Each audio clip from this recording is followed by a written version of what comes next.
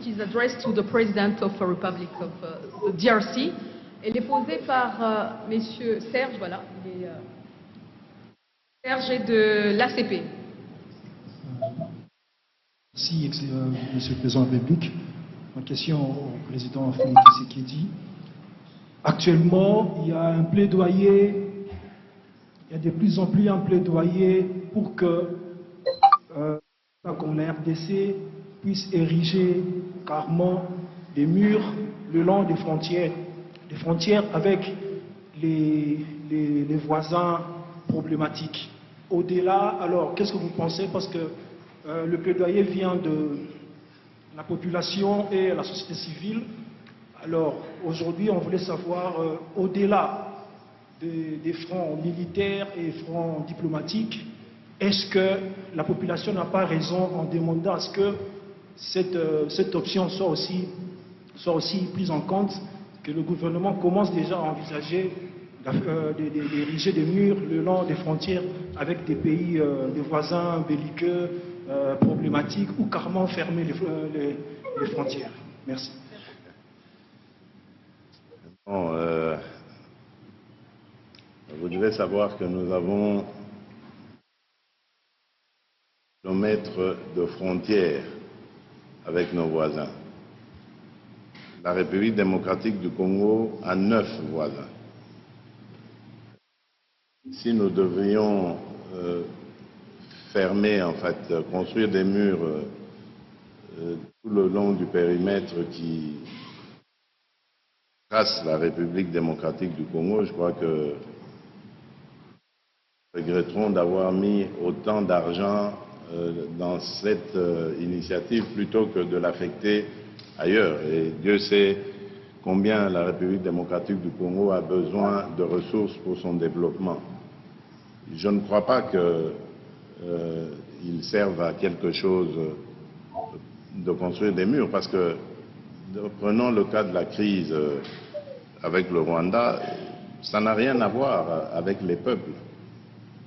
Le peuple rwandais ne vient pas envahir la République démocratique du Congo.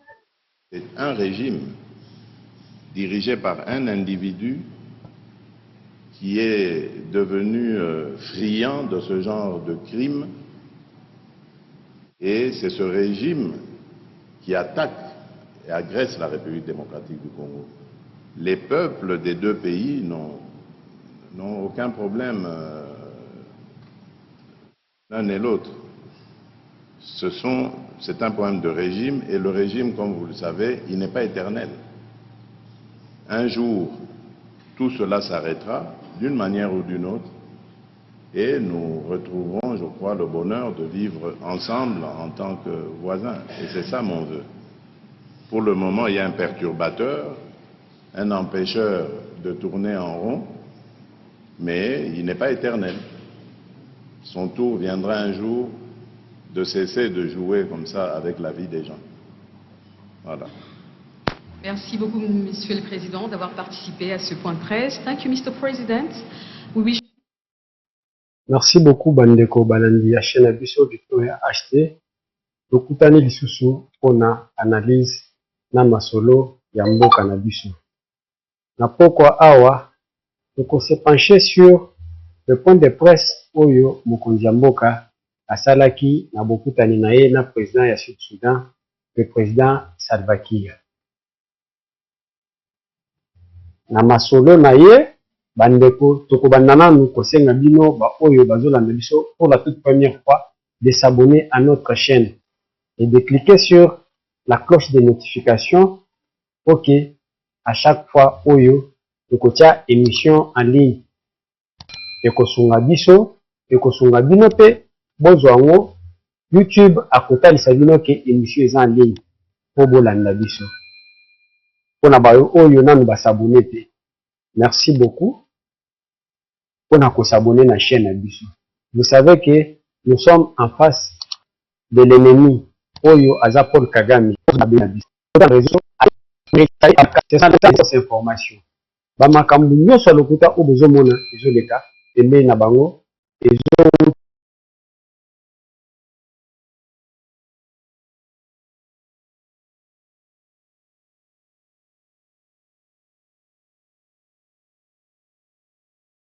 lokuta na armée numérique ya Paul Kagame.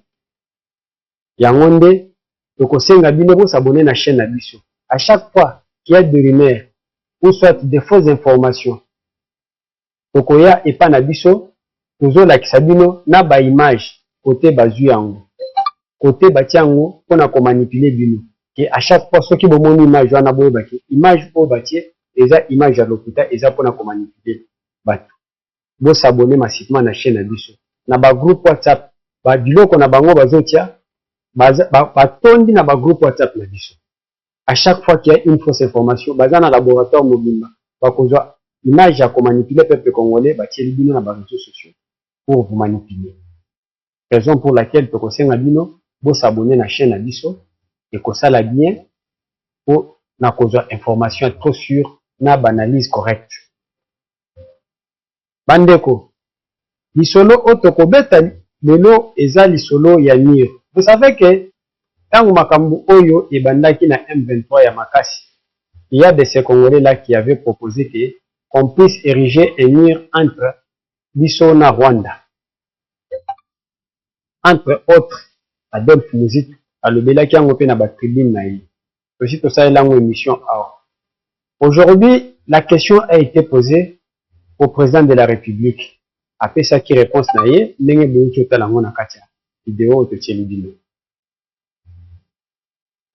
Analyse na biso ekozala basée sur émission wana. Chers amis, nauti kofuye, nauti kotala ba pays msusu o basala, pour nous ne sommes pas les premiers pays oyo soki totoni mir entre biso na Rwanda eza mir ya liboso. Mir ebanda kotonga ba mir na mindelo ya bamboka ebanda yesu na abotama te. Mais nameki kotala pe na kotalisa bino ba oyo nyonso eleka. Mingi babandaki kotonga ba mir wana, c'était pour lutter contre l'immigration clandestine. Batu ya mboka oyo, mboka songolo babandaki kokima bazokota na mboka pakani. Raison pour laquelle ebandaki kotinda pays oyo ebandaki koyamba ba immigrants ebele batonga mir. C'était pour lutter contre ces fléaux-là. Ebanda avant Jésus-Christ. Et keiti na batana biso oyo batongi tongi bamboka wana. Et en Afrique, ceux qui totongi le mir, le Congo ne sera pas le premier pays à Kosalam. En Afrique, ba pays ebele basi batonga. Otokota lisabino pe na ba pays yango. Mais biso problème ya biso na Rwanda. Ce n'est pas que ba Rwandais bazo kima na Rwanda, bazo ya na Congo, pona kokima ibazo sala immigration clandestine, c'est-à-dire que ba immigré ba ye na Congo non plus. Problème na biso na Rwanda eza que Paul Kagame azoluka kozwa mabele na biso pona kotia ba Rwandais ba tout, plus particulièrement ba Tutsi ba occuper mabele na biso oya Congo. Que eux considèrent comme mabele na bango. Je ne sais pas ce qui tozo yokana. Différence entre biso na ba pays wana o batonga ba mir, ba erija ba mir. Biso na Congo, toza na problème na Rwanda ki.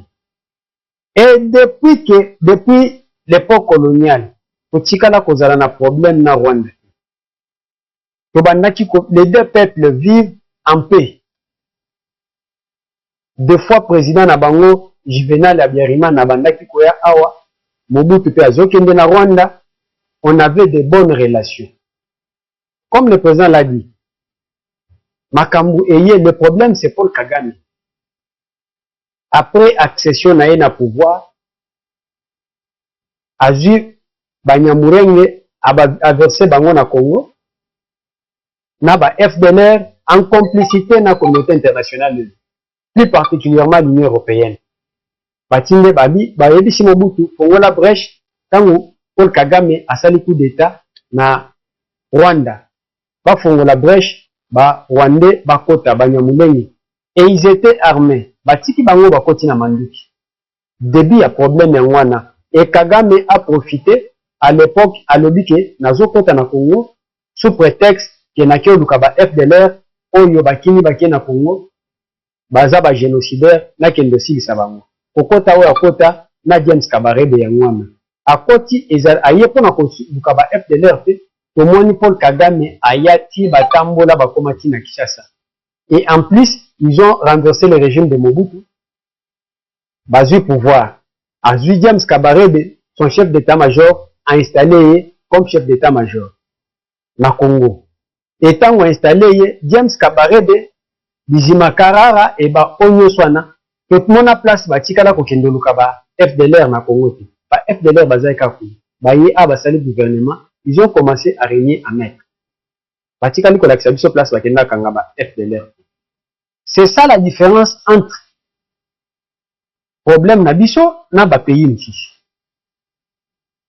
Mira liboso oyo ba construisa c'était en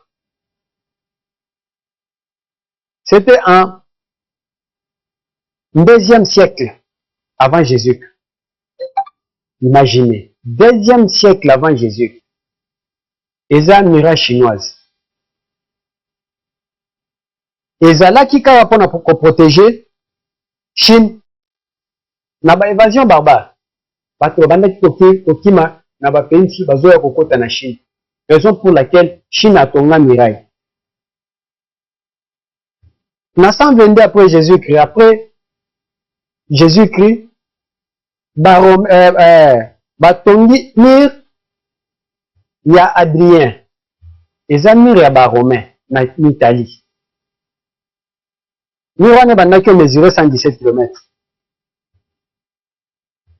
Ezalaki kaka pona ko protéger contre ba Calédonien, ba Écossais oyo tozobenga lelo ba Écossais, les tribus calédoniennes. Po base donc yaki ke ba Écossais bakota na Italie te. Nde batonga mur wana na 122.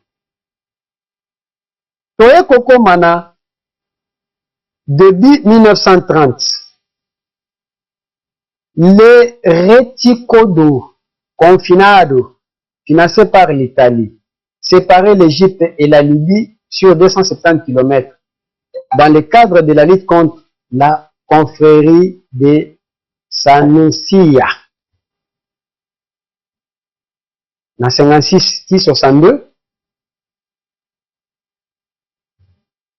entre Algérie et Maroc, la première barrière,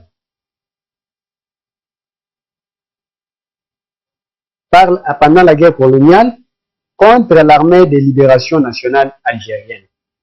C'est le mir oyo, mir aliboso batongi contre makamba ya basoda ya ngwana. En 1961, le mur de Berlin, en Allemagne, 155 km, construit par la République démocratique d'Allemagne, et détruit en 1989, sépare physiquement la ville en Berlin-Est et Berlin-Ouest pendant plus de 28 ans et constitue le symbole le plus marquant d'une Europe divisée. Septembre 66-82, barrage de Djibouti. Voilà na Djibouti, en Afrique.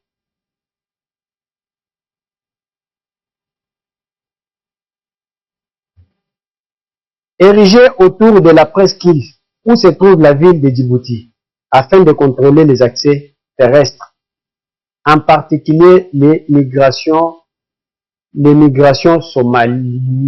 Somalie. Oki ke na Djibouti, tongaki mir wana, pona ba Somalien, bandaki kokote pa na bango ebele. Raison pour laquelle batongaki mir wana. Po ba immigré bakota te nde batongelaki mir wana. Eza pasi po bosote mir bokota bokende na pays mosusu. Mais nous toye siko na ba 53 awa.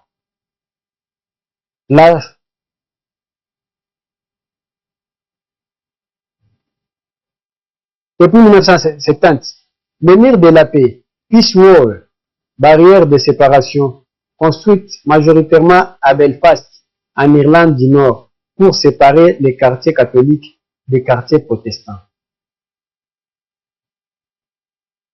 74. La ligne verte, zone démilitarisée établie entre la République turque de Chypre du Nord et la République à Chypre contrôlée par les casques bleus. 75. Les murs construits par l'Afrique du Sud, entre l'Afrique du Sud et le Mozambique, sur 120 km, pour lutter contre les migrations.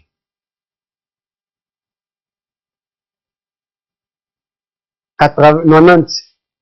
1624 km de barrières sont érigés entre l'Inde et la Birmanie pour lutter contre le terrorisme et le trafic de drogue. Donc, bamir nyonso oyo nakota ezebele nakota ngila bino.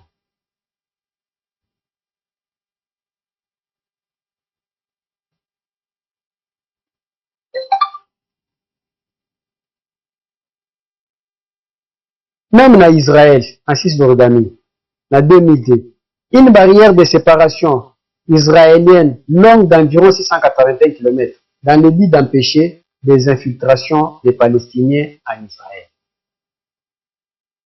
Ebele. Nous sommes en fil à barbelé, na fil métallique. C'était juste, en majorité, Bamirwana qui construit, tout juste pour lutter contre l'immigration clandestine. Mais problème na biso na Rwanda, eza ya mirte. Nous connaissons comment Paul Kagame se comporte. Bokoki kotonga mir, bobimisi mbongo ebele busali mir.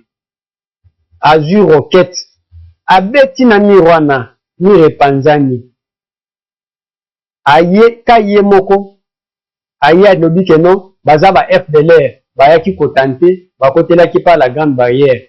Bayaki ou soit bakotelaki par Burundi to pays mususu oza pembeni wana. Alobi ka bongo. Bango nde kobimala bango, bazaki attaqué, asali manœuvre wana et attaque wana, abeti bango roquette.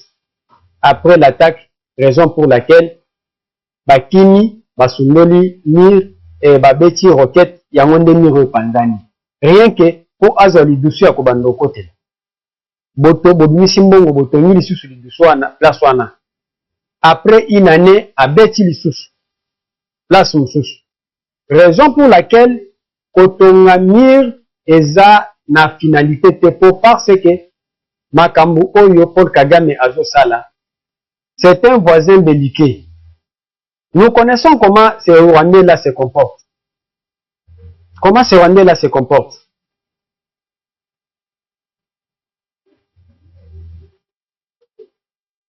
Raison pour laquelle tolongola nini ya mir.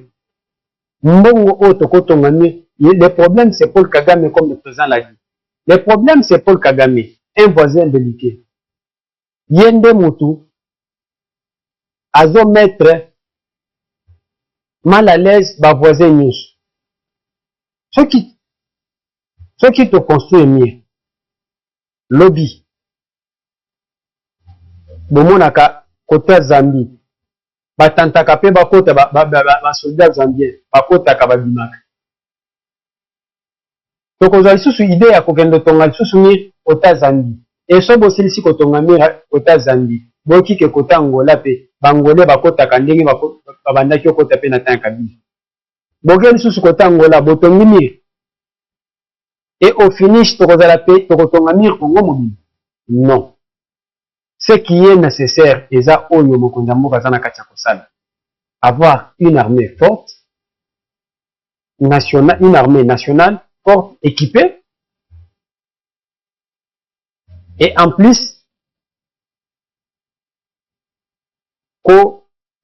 s'imposer que Batou ba bangabiso. Si vous avez une meilleure armée, vous pouvez tenter qu'à côté, bomoni que Bolandier, bozu même dans Bokanaye, même 15 km, même 150 km. Voisin sous à côté à Kobanga question na kuna Congo bitumbe ya makasi akoya côté langa. C'est ce qui est nécessaire. Et ça qui nous ça l'armée Yamakasi. Si nous avons des militaires qui savent se battre, C'est ce que Kagame a profité pendant ces 30 ans. Et les 18 ans de Kabila. Ils ont cherché à affaiblir notre armée. Oh, la mission de l'armée, même dans notre constitution, c'est protéger les pays. Protéger le territoire national. Kagame, comprenant cela, il a passé par les mixages et les brassages en complicité avec l'Union européenne. En complicité avec l'Union européenne. Raison pour laquelle, affaiblir l'armée Nabiso, à chaque fois qu'il y a mixage et brassage, bazu basoda na bango batie bango na armée. Un militaire comme les missions na uto sa yezana kati ya chaîne Nabiso, oya accord à M23. Et bakoti si bango par la voie de brassage et mixage, ba reconnaître les grades na bango. Un réparateur à ba téléphone na Rwanda, a commis na Congo, aza colonel, le quoi azaki colonel, abandaki diriger tout, il y a 100 personnes. Soit commune armée, ba pessier matricule, aza colonel. Quelqu'un qui n'a jamais été dans une académie militaire. Tandis que ba oyo ba silisi na académie na efoka nango. Ba sous-lieutenant. Mais azota la liboso na ye, un colonel. Le colonel là, un simple réparateur à téléphone. Atika la osala musala soldat te. Ba vrai soldat, ba fandi. Otali, un major, akenda ba formation, asilisa na EFO, akenda na centre supérieur, asilisa na centre supérieur, akei Israël, atanga, akenda États-Unis, atanga, mais un major, aye kota la siko mokonzi na ye, o babenga général, azalaki peut-être enseignant en école primaire na Rwanda. Mais grâce à la rébellion, a commis général, babenge afandi. C'est ça la seule chose, au tokolité nango ezaki, tous les militaires bien formés. J'étais d'accord tant Nayokaki, Ikanisi, ya mwana mboka Jean-Pierre Bemba, a sengaki ba généraux news, autoza na bango plus de 100 généraux sur 200 généraux. Mutu na mutu, aya na ba papier na ye, à la sa place à Tango. Et je vais demander au président de la République, mokonzi mboka soki ayoka biso, batunoka ba généraux au news, soki batimbeli bango, kopesa bango pension prématurée. Ndenge Mobutu abandaki osala. Surtout kaka boye ordonnance présidentielle bake na retraite. Batindiki bango nyonso na retraite. Bazwi ba jeune oyo ndenge mokonzi azobongisa armée akomisi bango bakonzi bamati babandi diriger. Et c'est ça la guerre oyo tozobunda lelo. Ezake ba Rwandais bamoni ke no infiltration eza na kati ya kosila na kati ya armée. Traîtrise eza na kati ya kosila. Yango ndo moni bazobunda. Ekomi ke bakende, basenga dialogue. Et les traîtres qui étaient parmi nous, avec la levée à moratoire et à peine de mort, Bansusu, les minzoto. Des traîtres congolais, tellement que Congolais banga kaliwa makasi. Et bele babangi, les minzoto malamoko. Muke onga azaki na ngwa ko partager na pourquoi wa yango. Na kosenga bino bo s'abonner na chaîne na biso comme vous continuez à le faire. Po epesa biso makasi yako ça il a bino musala. Merci beaucoup. Ciao, à demain.